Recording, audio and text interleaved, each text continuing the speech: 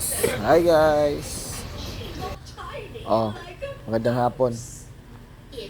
So nga pala, gawa muna tayo ng iced coffee bago kayo dalhin papunta ng ng backyard namin. Okay.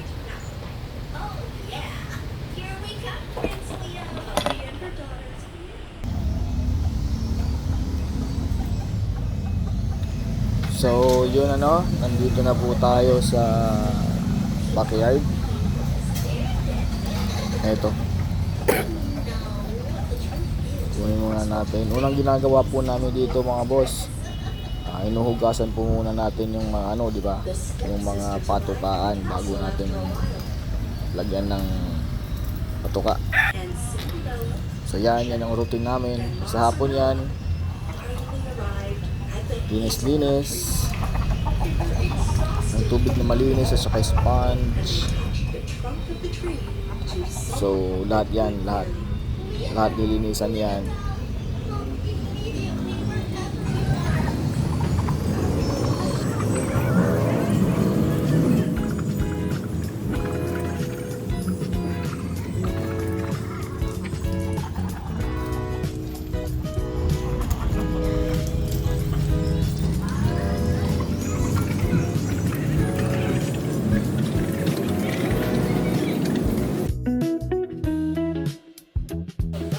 So ayan mga boss, dry feeding po tayo mga boss, dry feeding.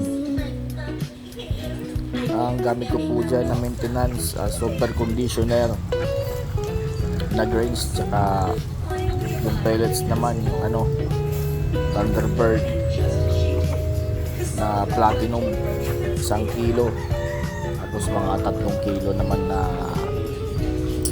na super conditioner na grains.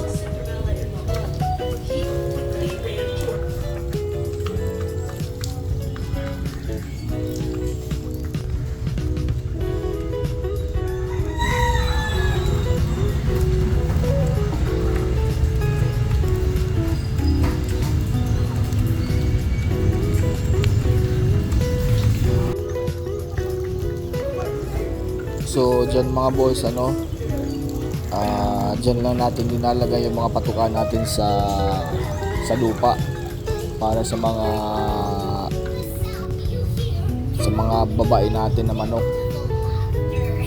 kasi nasa cage din sila. So every afternoon binababa natin yan sila para makapag-stretch, kaya yung patuka nila sa lupa lang namin linalagay. Pero no worries naman, kasi every 2 weeks nagpupurga naman kami. So siguro okay lang naman. Ito, yan, white legs, talisay. So bagong breeding yan. Dalawa yan sila na lalaki. Yung isa kasakit, namatay. Ito na mga boss, nagpainom na tayo kasi katapos kumain, papainom naman talaga. Hey.